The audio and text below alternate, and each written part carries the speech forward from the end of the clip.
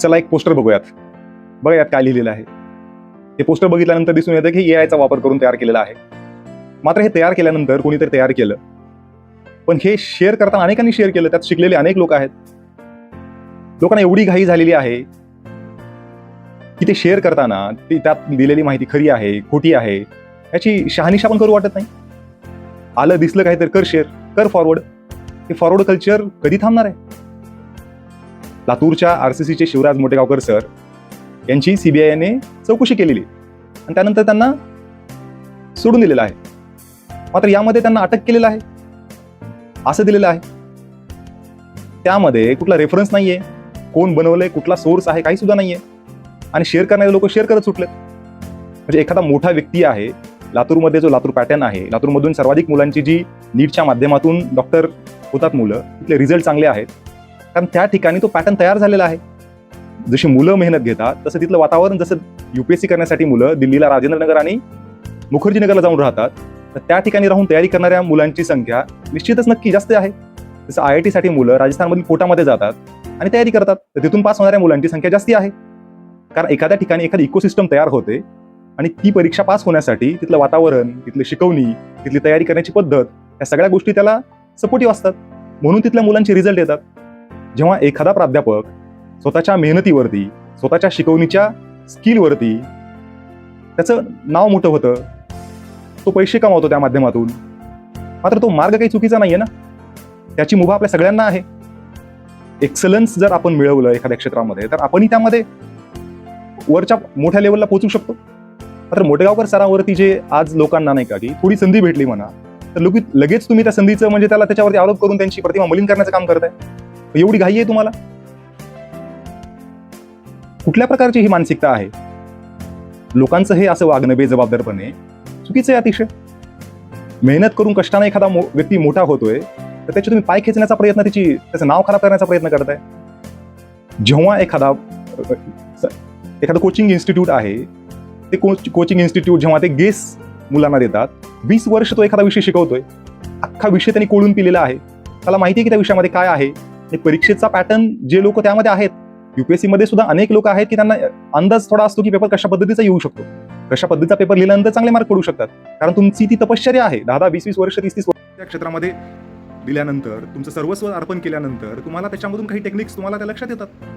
अख्खा सिलेबस तुम्हाला पाठ आहे, सगळं माहिती आहे, पॅटर्न माहिती आहे, क्वेश्चन रिपीट होतात हे पण माहिती आहे. आणि ते पेपर लीक होण्याचे जे प्रकार आहे तर त्याच्यामध्ये देशभरात त्याचे धागेदोरे मिळत आहेत. अनेक ठिकाणी अनेकांना अटक केली जात आहे. त्याच्यामुळे हे प्रकरण वाटतं तेवढं, समोर दिसतं तेवढं सोपं नाहीये.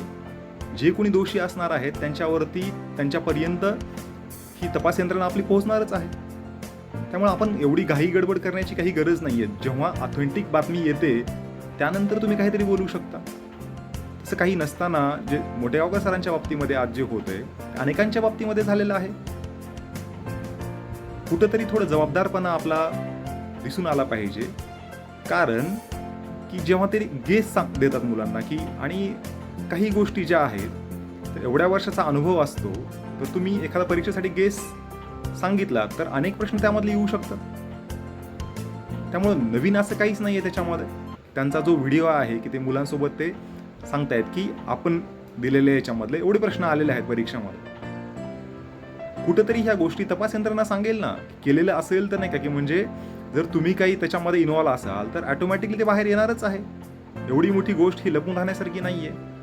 त्यामुळे आताताईपणा करू नका. आपण जी व्यवस्था तयार केलेली आहे त्या व्यवस्थेमध्ये कुठंतरी प्रॉब्लेम आहे. NTA जी आहे, नॅशनल टेस्टिंग एजन्सी, तिने आतापर्यंत ज्या परीक्षा घेतलेल्या आहेत तर त्यामध्ये अनेक ठिकाणी अनेक वेळा अशा घटना घडलेल्या आहेत. तर ती व्यवस्था जी आहे तर ती आपली फुलप्रूफ नाहीये. आणि आपल्या सगळ्यांना माहिती आहे जवळजवळ जेव्हा पेपर सेट होतो, एक व्यक्ती करत नाहीये, 20-25 प्राध्यापक असतील, मोठी टीम असणार आहे त्याच्यामध्ये. एका प्राध्यापकाकडून 20 प्रश्न 50 प्रश्न मागवले, असे 25 प्राध्यापक आहेत. सगळ्यांचे प्रश्न जेव्हा जमा होतात, प्रश्न पाठवलेले जे आहेत तर त्यांना माहिती आहेत, पण मात्र त्यामधले तुम्ही 20 पाठवलेत, कुठला प्रश्न निवडला जाणार हे तुम्हाला माहिती नाहीये. हे एकमेकांना नाही का की ते तुम्ही त्या पद्धतीनं, असं होत नाही की एक व्यक्ती कुठला तरी जबाबदार असेल हे पेपर फोडण्यासाठी. मात्र मोठी चेन असेल तर ती येईल बाहेर. कारण मागच्या वेळेस सुद्धा जे नीट एक्झाम झाली होती त्यामध्ये जे रिझल्ट आले होते त्याबद्दल पण अनेक प्रश्नचिन्ह होते. त्यामुळे यावेळेस पण जो प्रकार घडलेला आहे, तर यानंतर कम्प्युटर बेस्ड टेस्ट होणार आहे, त्यामुळे आणखी काही गोष्टी त्याच्यामधून कमी होतील. एकंदरीतच नीटचं जे प्रकरण आहे तर सरकारच्या सुद्धा अंगलट आलेलं आहे. केंद्रीय मंत्री धर्मेंद्र प्रधान यांना राजीनामा द्या अशी मागणी केलेली आहे. मात्र या सरकारमध्ये एखादी कितीही मोठी घटना घडू द्या, एखादा मोठा ब्रिज कोसळू द्या किंवा काहीही होऊ द्या, आता राजीनामा वगैरे द्यायचा काही पद्धत नाही आहे इकडं. कितीही लोकांनी प्रेशर आणलं, विरोधकांनी प्रेशर आणलं, तर राजीनामा आतापर्यंत आपण बघितले किती लोकांचे राजीनामे झाले, किती वेळा सरकारवरती आरोप केले गेले. म्हणजे विरोधकांकडून कोणी राजीनामा दिला का? आमच्या तर ऐकण्यात बघण्यात नाहीये. तुमच्या असेल तर सांगा. आता तरी ते राजीनामा का देतील असाच आम्हाला प्रश्न पडलेला आहे. त्याच्यामुळं थोडी संवेदनशीलता, थोडा दमधीर जर आपण काढलात तर अशा ह्या खोट्या गोष्टी, चुकीच्या गोष्टी, चुकीची माहिती जी पसरली जाते आपल्याकडून कळत नकळत पसरली जाते, त्याच्यामुळं काहीही आपण फॉरवर्ड करताना, शेअर करताना थोडं आपल्या सद्सद्विवेक बुद्धीला आपण विचारलं पाहिजे. आपण जे पुढे शेअर करतोय, अरे बाबा ते खरं आहे का, खोटं आहे का, त्याचा सोर्स कुठला आहे, थोडा 2 मिनिटं विचार करा. तेवढा पण वेळ द्यायची गरज नाहीये. आपल्या सद्सद्विवेक बुद्धीला थोडा प्रश्न विचारा. एकंदरीतच काय की आपण